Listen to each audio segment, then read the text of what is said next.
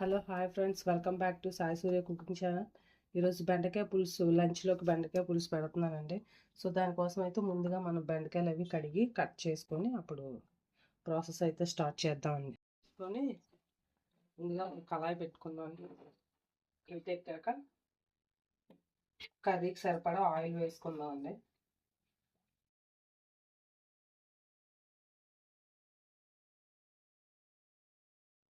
ఓకేనండి, oil heat ఎక్కింది కదా, కొద్దిగా జీలకర్ర అలాగే కొద్దిగా ఆవాలు కూడా వేసుకుందాం.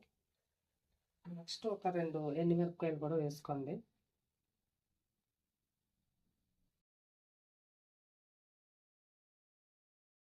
అలాగే కొద్దిగా కరివేపాకు కూడా వేసుకుందామండి. తర్వాత నేను కట్ చేసి పెట్టుకున్నాను ఒక 2 ఉల్లిపాయలు, ఒక 3 పచ్చిమిరపకాయలు ఇవి కూడా వేసుకున్నాను.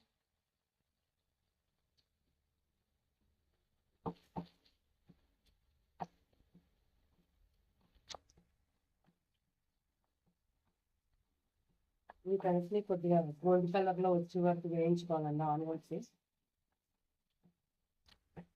ఇది సిమ్లో పెట్టుకొని ఇలాగా మనం టమాటాని పేస్ట్ చేసుకుందామండి. ఇందులోకి ఈ 2 టమాటాలని మనం ప్యూరీలా చేసుకుందామండి.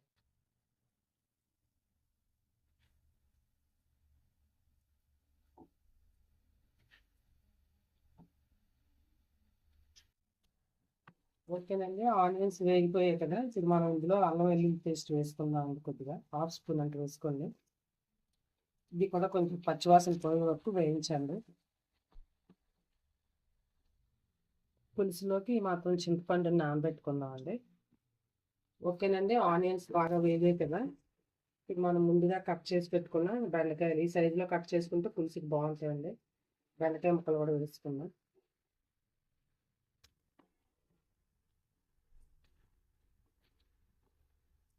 కొద్దిగా ఇందులో పసుపు వేసుకుందామండి. ఒక 1/2 స్పూన్ అంత పసుపు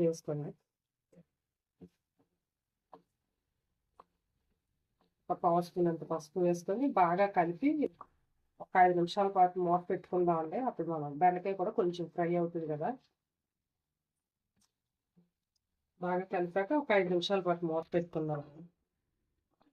ఓకేనండి, ఒక 5 నిమిషాలు అయింది కదా, కొంచెం కొంచెం బెండకాయ కొంచెం కుక్కైంది కదండి, అదే మగ్గింది కదా. ఇది ఇందులోనే కొద్దిగా మనం మునగాకు వేసుకుందామండి. నేను పులుసులు ఏమైనా అయితే బాగుంటుందండి రుచి. ఓకేనండి, ఇంగువ కూడా నేను ఆయిల్లో వేసేదాన్ని మర్చిపోయా. కొంచెం అంటే పులుసు కదండి, కొంచెం ఇంగువ కూడా ఉంటే టేస్ట్గా ఉంటుంది. ఎలాగో ఇంకా ఫ్రై అవుతుంది కదా, అన్నీ కూడా బాగా మన బ్రెయిన్కి మెదడుకి ప్రతి వెజిటబుల్ కూడా బాగా అన్నిటికీ యూజ్ అవుతుంది కదండి. ఇందులో కూడా మనం ఇంగు వేసాం, తర్వాత మునగాకు వేసాం, మునగాకు కూడా కలిసి చూస్తాం, చాలా మంచిది.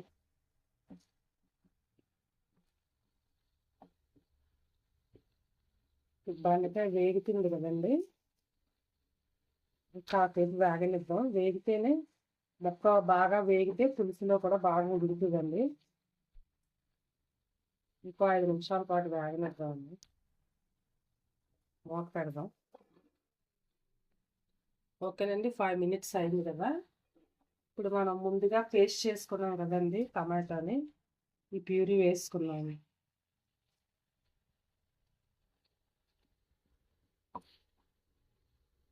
టమాటా ప్యూరీ కూడా అదే టమాటా పేస్ట్ కూడా కొంచెం పచ్చివాసన పోయి వరకు వేయించాలండి, లేకపోతే పులుసు పచ్చిగా స్మెల్ వస్తుంది. టేస్ట్ రావాలంటే ఏదైనా సరే మనం బాగా వేయించే దాంట్లోనే ఉంటుందండి కూర రుచి అనేది.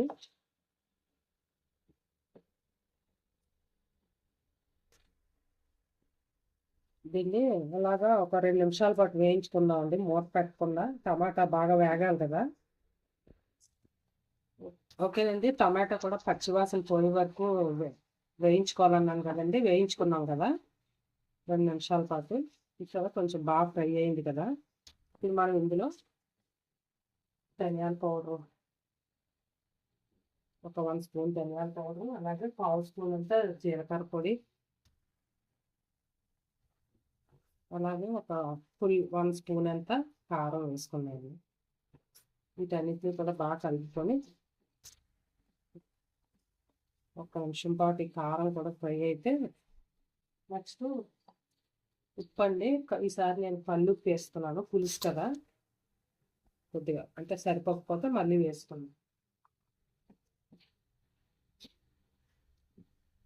ఈ కారం అంతా కూడా ఫ్రై అయింది కదండి. ఇప్పుడు మనం దీన్ని కొంచెం ఒక 2 నిమిషాల పాటు కారం కూడా వేగించాలండి. వేగితే రుచి కూడా చాలా బాగుంటుంది. ఫైనల్గా కొద్దిగా గరం మసాలా పొడి చాలా తక్కువ వేస్తున్నానండి. లేదు మసాలా పొడి లేదు అనుకుంటే మానేసుకోవచ్చండి, మన ఆప్షన్ అది.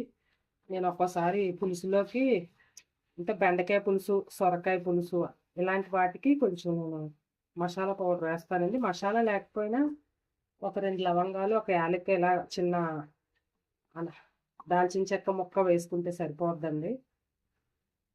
కారంగా ఉంటేనే కొంచెం పులుసు బాగుంటుంది కదండి. అంటే కారం మనం వేయిస్తే రుచి మరింత పెరుగుతుందండి, కారం వేసి కానీ మనం పులుసు వేయకుండా. ఓకేనండి, వేగింది కదా. ఇప్పుడు మనం చింతపండు రసం వేసుకుందాం.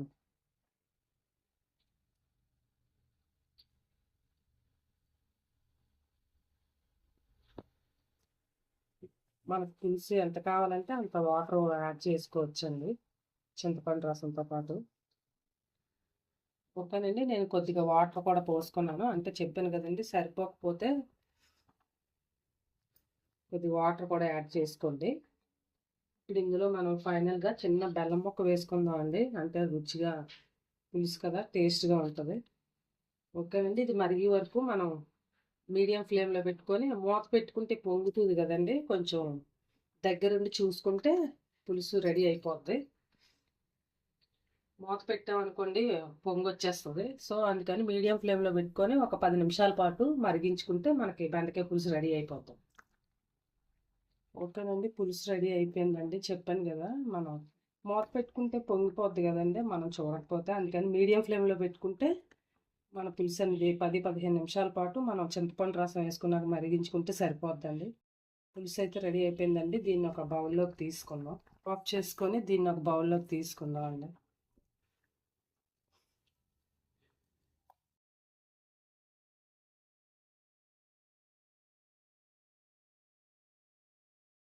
ఓకేనండి, పిల్లలు పెద్దలు ఎవరైనా సరే బాగా లైక్ చేసి తినేటట్టుగా బెండకాయ పులుసు మనం ఇంట్లోనే ఈజీగా ప్రిపేర్ చేసుకోవచ్చండి. ఇలాగ ఈ మెథడ్లో కనుక చేస్తే మీకు కూడా బాగా నచ్చుతుంది. ఎనీవే, మీరు కూడా ట్రై చేయండి. ట్రై చేసి టేస్ట్ చేసి మీ ఫ్రెండ్స్కి కూడా షేర్ చేయండి. నచ్చితే కనుక ఒక కామెంట్ కూడా పెట్టండి. Please like and subscribe my channel. Bye friends, మళ్ళీ నెక్స్ట్ వీడియోలో ఇంకో వంటతో కలుద్దాం.